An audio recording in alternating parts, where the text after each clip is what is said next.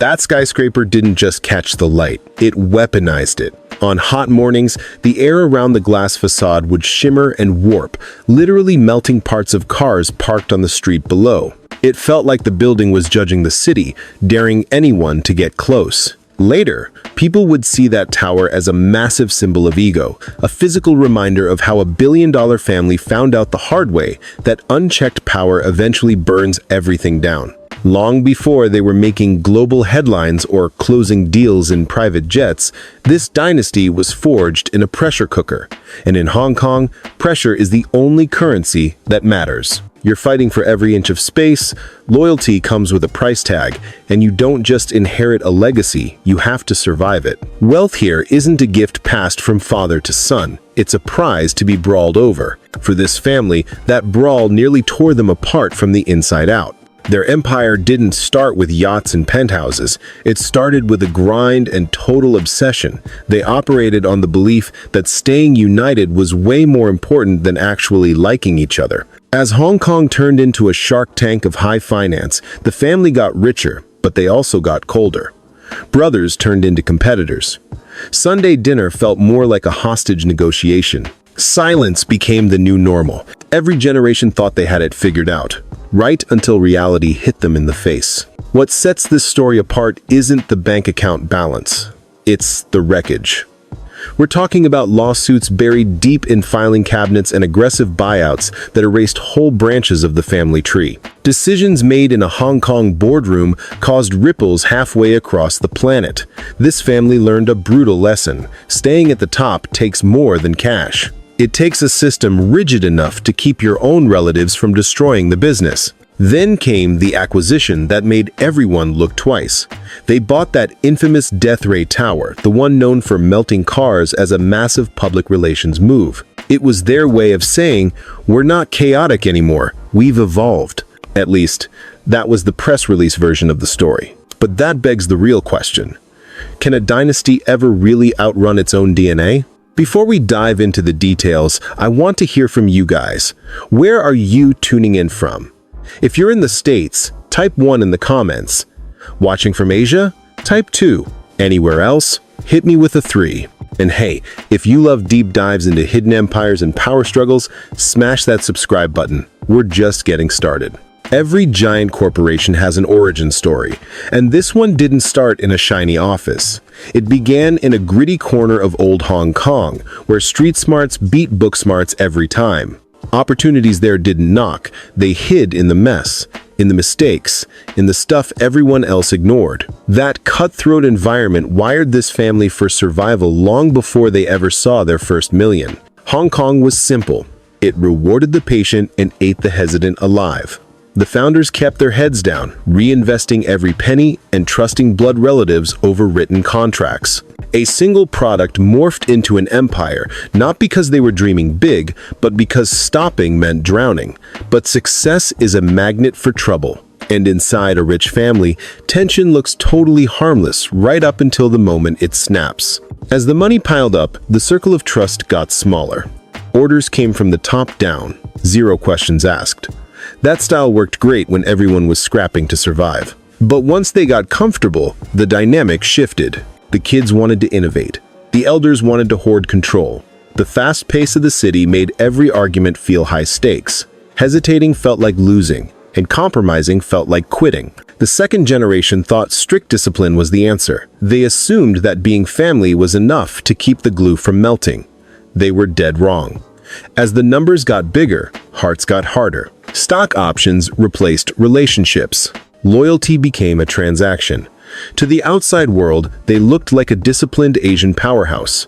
On the inside, the whole thing was held together by the fear of falling apart. They were learning that money doesn't fix problems, it just magnifies them. Behind the polished suits, the foundation was cracking. Strategy meetings turned into personal attacks. Plans to expand looked more like power grabs. The ruthless city that built them was now forcing a reality check they weren't ready for. Hong Kong doesn't do participation trophies, and it definitely doesn't save families from their own egos. By the time the next generation stepped up to the plate, the goal wasn't just growth anymore. It was about figuring out who would be left standing when the dust settled. Power in a family business doesn't usually explode all at once. It suffocates you slowly, tightening the grip until nobody can breathe. By chapter 3 of this saga, the business was printing money, but the relationships were shattered. Publicly, they were the picture of success. Privately, they were armoring up for a civil war. The fight didn't start with screaming matches. It started with Excel spreadsheets and budget approvals. One faction wanted to conquer the world, the other was terrified that moving too fast would topple the house of cards. These should have been boring business debates. Instead, they got personal. Every vote against a project felt like a knife in the back. When talking didn't work, they weaponized their wealth. Buyouts were pitched as solutions, but the subtext was loud and clear. Take the money and get out. Entire sections of the family were cut off, their birthright traded for a check and a non-disclosure agreement. To the public, it looked clean. Inside the family, it was an amputation that never stopped hurting. The old man in charge thought control was the same thing as stability. He clamped down hard, thinking his authority could fill the void where trust used to be. And for a minute, it worked. Revenue went up. Competitors got crushed. They went global. But unity based on fear is flimsy. Just because nobody is arguing doesn't mean they agree, it just means they're waiting for the right time to strike. Years later, the second crack in the foundation split wide open, and this time, the tabloids were watching. Boardroom arguments spilled into courtrooms, family secrets turned into legal evidence. A name that commanded respect in Hong Kong was suddenly getting dragged through the mud. They won the legal battle, sure, but the cost was insane. Lawyers got rich, shares got consolidated, and another relationship was permanently torched. By the end of that round, the dynasty looked stronger on the balance sheet but was hollowed out spiritually. They proved they could survive by brute force, but they hadn't proved they could survive without ripping each other to shreds every few years. After the gavel dropped, the headquarters went quiet. The lawsuit settled who owned the shares, but it didn't fix the bad blood. Inside the office, people walked on eggshells. Conversations were scripted and stiff. Every decision was weighed down by baggage. They had mastered the art of winning the war, but they had no idea how to secure the peace. The youngest generation was taking notes. They saw power being used like a bludgeon and loyalty treated like a bargaining chip. To them, success didn't look heroic, it looked exhausting. They learned one rule fast: disagreeing gets you hurt. That lesson warped their careers and ambitions in ways the elders never saw coming. In a family like that, silence is way more dangerous than shouting. As they took the business international, the distance helped hide the dysfunction. New markets brought in fresh cash, and partners loved their discipline. But the management style was still stuck in the past, dependent on personalities, not actual systems. Power still flowed from the top. It worked fine as long as everyone stayed in line. Nobody asked what happens when someone finally says no. That moment didn't happen with a bang. It happened with red ink. A project led by one of the heirs started bleeding money. Years went by, and the losses kept mounting. What started as visionary began looking like recklessness. The old pattern kicked in: anger, pressure, and the push to force him out. But this time, the target wasn't a distant cousin or a rival. It was a son. For the first time, the dynasty hit a wall that money couldn't climb. Buying him out would wreck their future plans. Forcing him to bend the knee would destroy his credibility. Letting him walk meant losing the exact person groomed to take over. They were stuck at a crossroads without a map. It wasn't an explosion, it was a freeze.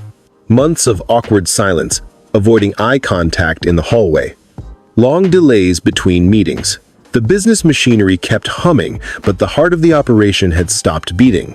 Everyone knew that if they tried the old force and fear tactic, it might be the final nail in the coffin. They didn't realize it yet, but survival was going to require something way harder than control. It required restraint. The breakthrough didn't come from a grand speech. It came from burnout. After decades of ruling with an iron fist, the family finally faced a fact that no spreadsheet could hide. Fear doesn't scale. The survival tactics that built the empire were now threatening to destroy it. To keep going, they had to unlearn their own instincts. The threat of the youngest heir walking away forced a hard reset. For the first time, nobody called the lawyers. No checks were written to make the problem go away. Instead, the siblings started asking weird questions. What if being a leader didn't mean being a dictator? What if unity needed boundaries instead of brute force? These were radical ideas for a family raised to believe that compromise was for losers. The next few months felt totally bizarre. Meetings happened without the ending already decided. People were allowed to disagree without getting punished. They even brought in outside consultants, something that used to be a huge taboo. The patriarch actually listened more than he talked. That shift alone proved they were breaking the cycle. Authority wasn't just assumed anymore. It had to be earned. Over time, the family stopped winging it and started building a playbook. They defined lanes, wrote down the rules, and shifted power with a scalpel instead of a sledgehammer. The objective wasn't to hold hands and sing songs, it was damage control. They knew the fighting wouldn't stop, so they built a ring for it, complete with regulations and referees, so no one had to be banished from the kingdom. For the first time, this billion-dollar clan admitted that if they wanted the legacy to last, they needed a system tougher than their tempers. The pushback was immediate. Some called it soft, others were terrified of becoming obsolete. But the grumbling died down once they looked at the math. Without a hard reset, the whole dynasty was going to crack, and this time, there wouldn't be enough glue to fix it. Changing gears was expensive, sure, but staying the course was a bankruptcy sentence. They didn't get peace, but they got a schedule, and that was enough. The decision-making gears ground slower, but the dirty laundry finally stayed indoors. Power turned into paperwork. The machine wasn't as fast off the line, but it was built for high mileage. And in a Shark Tank like Hong Kong, staying power is the only currency that really counts. A rulebook only works if the king has to read it too. That was the bet they placed when they swapped gut instinct for governance. Authority stopped being about who you were and became about what was written down, calendared, and audited. For a group of alphas used to snapping their fingers to get results, following a checklist felt a lot like losing. Backroom whispers turned into committee agendas. Instead of assuming consensus, they counted votes. Disagreeing didn't mean starting a war anymore, it just meant triggering a clause. Things moved at a glacial pace, but the explosion stopped. What used to end in a dramatic exit now just ended in a stalemate or a deal. In a world of impulsive billionaires, their discipline became a superpower. You could see the shift in the margins. The younger generation put their escape plans on hold, board meetings stopped being theater. The old guard realized they didn't need a whip to drive the wagon. Ambition didn't disappear, it just changed lanes. Winning wasn't about seizing the crown anymore, it was about getting everyone else on your side. The streets sensed the calm before they knew why. Partners started using words like predictable, professional, and institutional. That last one is the gold standard. Institutions survive bad days. Big personalities don't. The family finally got it. You don't build a legacy assuming everyone will be strong. You design it to survive the weak links. For them, that epiphany came right before the clock ran out. But rules can't fix everything. The playbook kept the peace for the people in the room, but it couldn't manufacture loyalty.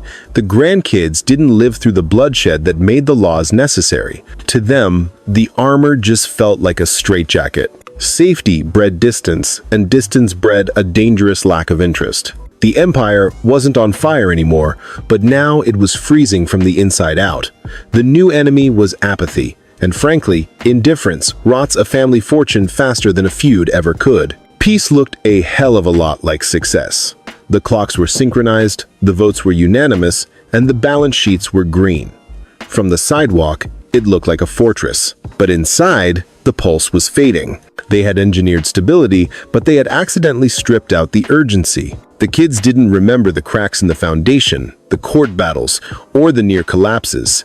They got the trust fund without the trauma. To them, the rulebook was just red tape from a history lesson they slept through. It felt like bureaucracy, not a survival kit. In this game, shared scars are the real currency, and this generation was broke. Careers took them overseas. They built lives thousands of miles from Hong Kong, focusing on me instead of us. The family business became just another boring line item in their portfolio. Reliable, sure, but uninspiring.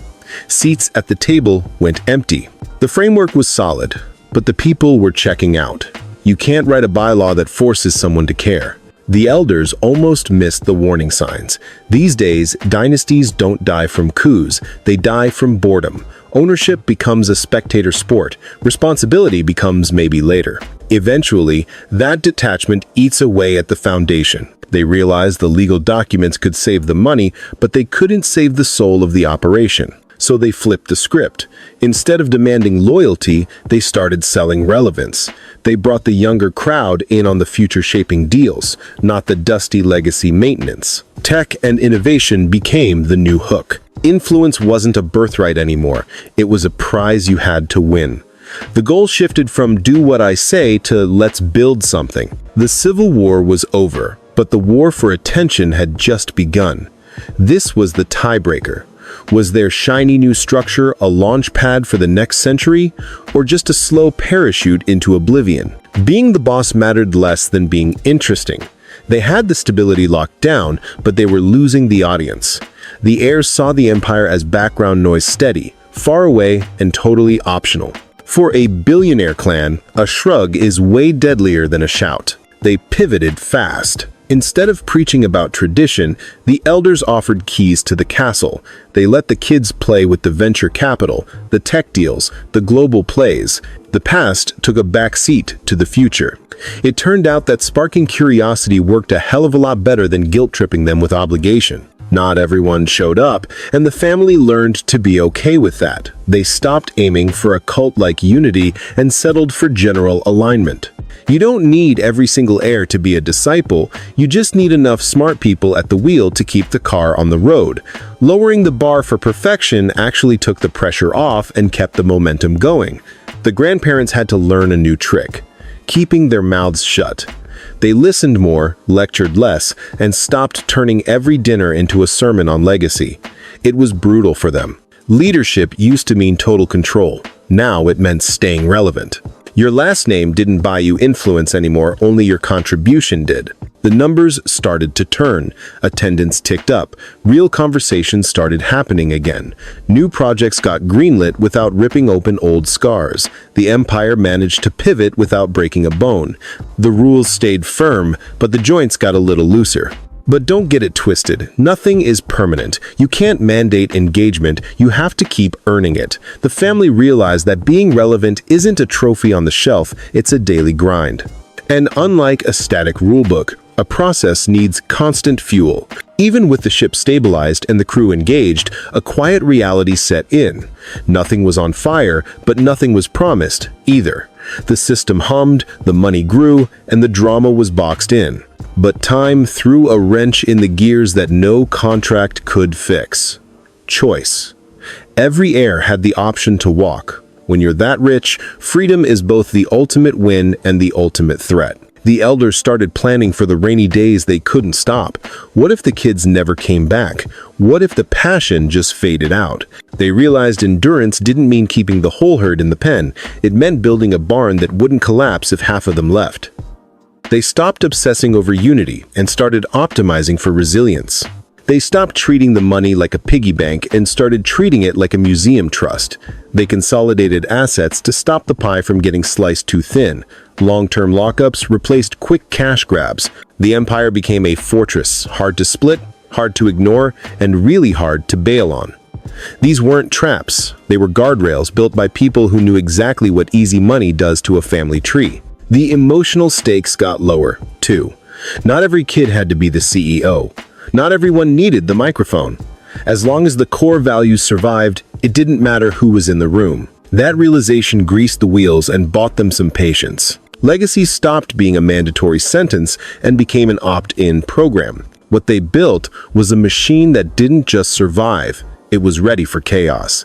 It could handle a screaming match, know when to lose an argument to save the war. Legacy isn't about freezing time. It's about handing the keys to a bunch of imperfect humans and hoping they don't crash. Real stability isn't silence. It's having walls thick enough to handle the shouting without the house falling down. Now, I want your take on this. Does big money make a family bulletproof, or does it eventually crack the foundation? Drop a 1 in the comments if you think cash protects the legacy. Drop a 2 if you think it puts everything at risk. If this story got the gears turning, hit that subscribe button, like the video, and pass it along. Because behind every great empire is a choice, and not every family makes it out alive.